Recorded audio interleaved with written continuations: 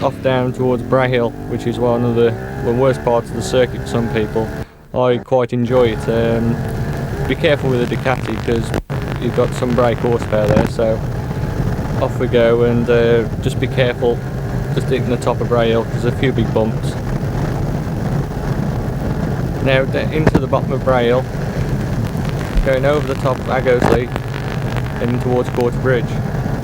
Which, if you want to back out, you can always have a good pint of Guinness in this pub, so you can decide what you want to do. On the way down into here, watching the braking, especially if you've got a full tank of fuel, just be careful through here because your tyres are cold. Accelerate out gently. Up towards Bradman Bridge, just checking the cameras, still in one piece, so I'm off again. Bradman Bridge, I'll just head towards there. I'll come back 2 gears on the Ducati. I just find the slower you go through here, the better. Just hold it in tight, and then you get a good drive onto the straight. Union Mill's coming up now, and well, this year when I was riding, I learnt a lot going through.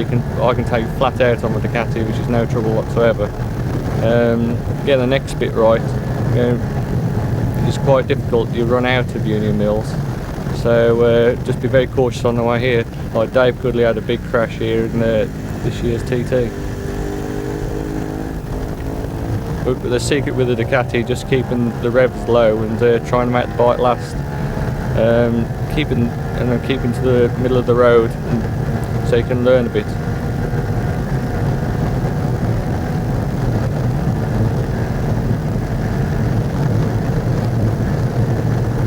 This bit, when it starts to catch up on you now, you can really see the speed of the bike.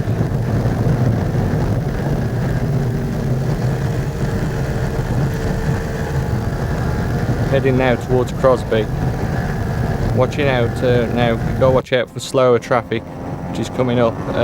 You don't know which way it's going to go, so that's it. It's gone to the right. So this is quite a hard corner, I found, especially on a fast bike. I come back 1 gear just to pull it through the corner, and then hold it in the same gear and pull yourself up the hill. It's good to get a good drive out of there because you won't believe how quick you can catch people. You can catch someone quite quick now. Which way is he going to go? Yeah, just getting up the inside, but you've got to watch this wall on your left hand side and head down towards Greeba Castle. This is where I've come back 2 gears on the Ducati, and then I'm not quite sure I'm going, so come back another gear. You've got to watch on the camber of the road on the way out of here and just run it down the left hand side of the wall towards Greeba Bridge. This cottage always sticks out a bit on the left hand side there. Just one of the things to watch out for. Into Greeba Bridge.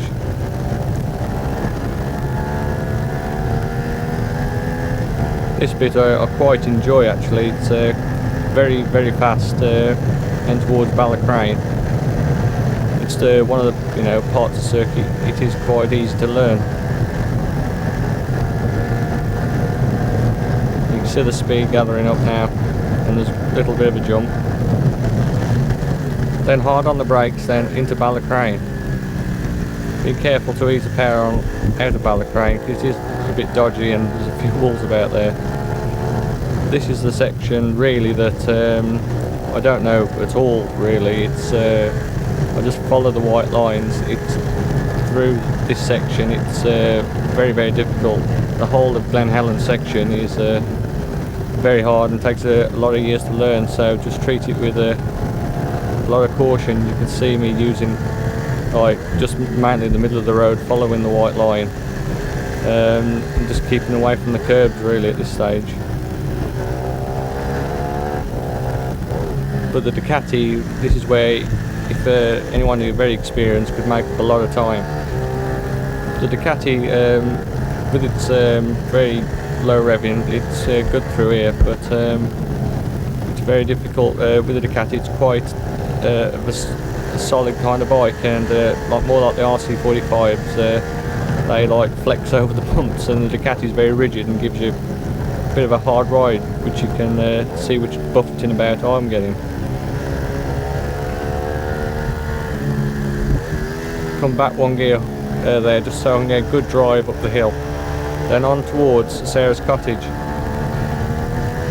This is where the Ducati's good, pulling out of here, especially when I was following one of the Hondas. It's got that much drive now, we can real pull on people along here. Very twisty, and this is a good bit coming up. It's a straight bit, which I know. Started to get buffeted about here, and there's normally a wheelie when you come over the top of the hill. It's just fling me into the air. This is one of the scariest corners for me. I've come back a gear, but like this year's TT, I was just about going through, just rolling it off, but it's a bit of a scary thing to do. Then on towards the 11th milestone,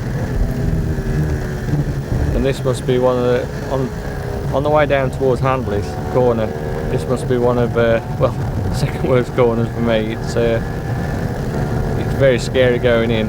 When you start bouncing around on the Ducati, you come back 2 gears normally and throw it in. I just nearly seen Steve Islop crash there one year, and he's put me off there all the time now, so I just try and ride it through there.